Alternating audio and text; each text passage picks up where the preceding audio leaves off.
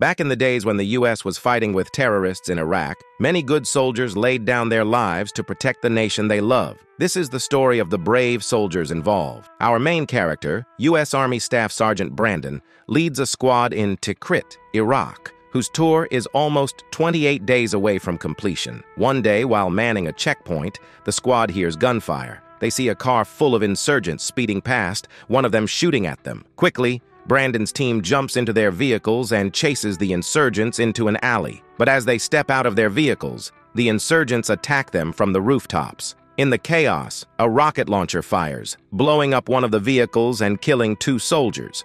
Another rocket hits an Iraqi vehicle nearby. Private Tommy is close by and is about to get hit, but Private Rico shields him, getting badly hurt in the process. Moments later, another soldier, Paul, is shot and killed right in front of Tommy. Sergeant Steve, who is devastated by Paul's death, chases the insurgents into a house and gets injured after killing some of them. Later, Brandon goes into a house to help his injured friend, Steve. Steve is Brandon's childhood friend. To his horror, he realizes that he accidentally killed Iraqi civilians while trying to take down an insurgent with a grenade. The ambush ends with 3 soldiers dead. A few weeks later, they have completed their tour, and they are going home. Steve plans to get out of the army and marry his longtime girlfriend. After arriving in Brandon's and Steve's hometown, Brazos, the heroes are celebrated in a getting out parade. There, Brandon and Steve are decorated with a Purple Heart and a Bronze Star. Steve is reunited with his girlfriend, Michelle,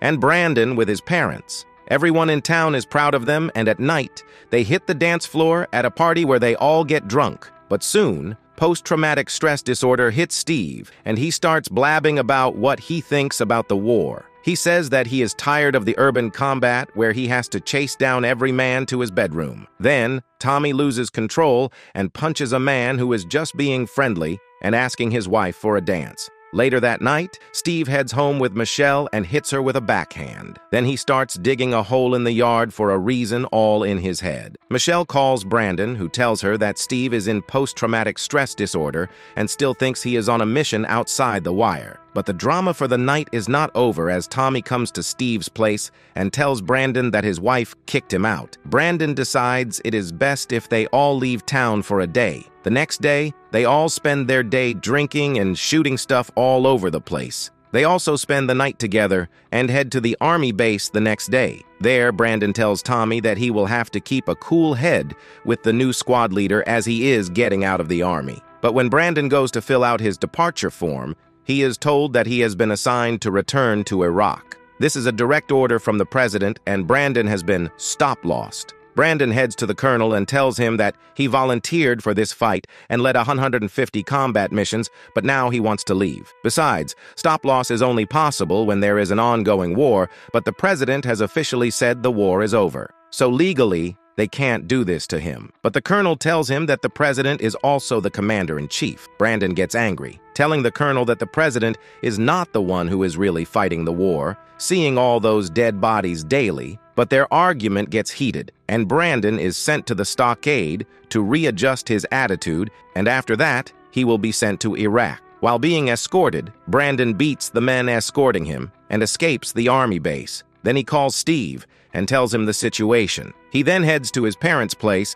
and overhears a cop telling his parents to tell him to turn himself in before this gets out of hand. After the cops leave, Brandon explains to his parents that with a shortage of men and no recruits, they are forcing soldiers who were supposed to go out to come back in. Then Brandon decides to break the chain of command and talk to the senator who promised him to talk to him in any time of trouble. Although his dad doesn't like the plan, Brandon and Michelle head to D.C. to talk to the senator. Along the road, Brandon tells Michelle about all the struggles they had to face back in Iraq and how returning there now seems like suicide. At night, Michelle calls her friend to cover for her at work, but her friend tells her there is no work to cover for because Tommy got drunk and drove into their workplace earlier. Michelle, shocked by this, is hit again with another out-of-character behavior, and this time, it is Brandon. He dives into the pool, claiming that he saw a dead body inside. In the morning, a couple of cops show up at the motel where Brandon and Michelle are staying, but they escape. Then Steve calls Brandon to show up at the army base as the squad leader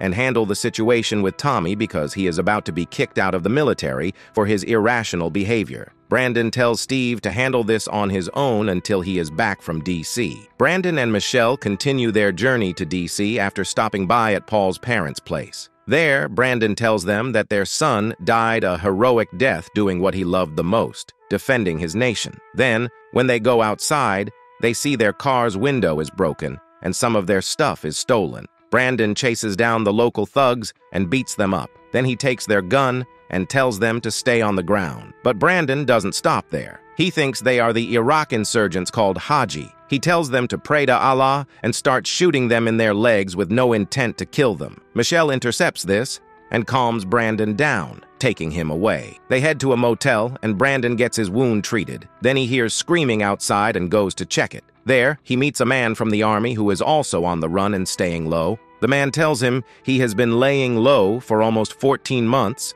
and now he is tired of putting his family into this situation. The man tells him he is going to Canada for good. The man gives him the dealer's number, telling him to call him if he ever wants out for good. That night, Brandon can't get any sleep as he sees the civilians he accidentally killed back in Iraq. In the morning, there is a knock at the door, and Brandon goes to check it. It is Steve, who was told to come here by Michelle. Steve tells Brandon that if he returns in the next 24 hours, he will be welcomed with all charges dropped and no stockade. Besides, Steve tells them that he has re-enlisted and is going to sniper school. Michelle gets really mad at him for deciding this on his own, but furthermore, she is angry because their wedding is going to be delayed for yet another tour. Steve volunteered for this, and this broke Michelle's heart. Outside, Steve tells Brandon that the colonel has talked with the senator, and there is no way Brandon is going to win with his case. But Brandon knows what they are doing is wrong, and he will fight this till the end. That night, Brandon calls the senator's secretary, who tells him that there is no way the senator will see Brandon,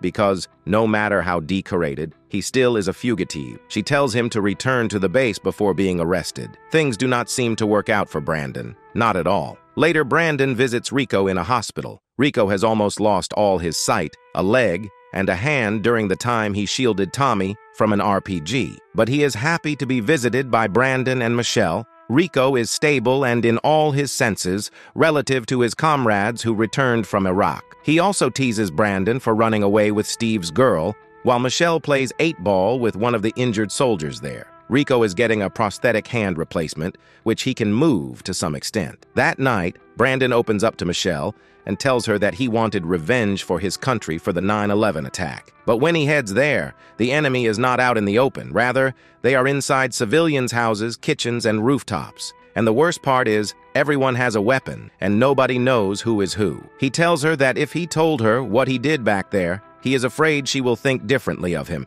She tells him she won't do that, and he tells her that once he saved Steve from that house back in Iraq, he comes across a Haji holding a child hostage while arming himself with an open grenade. Out of options, Brandon shoots the kid and the Haji altogether, saving his and Steve's lives. He tells her he is done killing and leading his men to slaughter. Brandon finally calls the dealer and tells him he wants out. The dealer tells him to bring $1,000 and head to New York and call him. Michelle sells her car for Brandon, and they buy a motorcycle to provide for Brandon's escape. Once in New York, they meet the dealer who provides new IDs for Brandon and tells him to prepare for departure by saying his farewells, as this is a one-way ticket. Meanwhile, back in Brazos, Tommy, despite begging the colonel to stay in the military, has been discharged due to bad conduct. Tommy seems to take the news well and decides to start singing as a career instead, but something about his behavior is way off. That night, Brandon calls his mom and learns that Tommy shot himself and died. Then,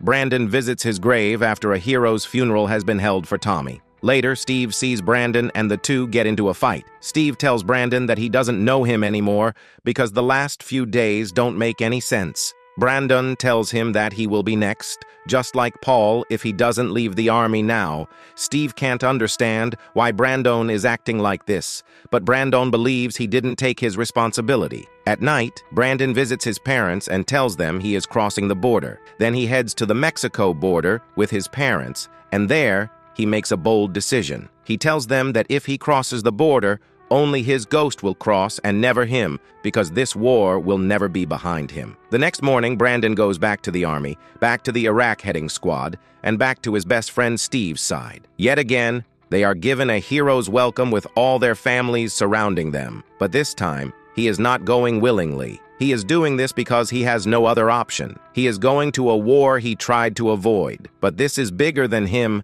as he is not the one pulling the string. The movie ends by stating that of all the 650,000 soldiers who fought in the wars in Afghanistan and Iraq, 81,000 have been stop-lost like Brandon.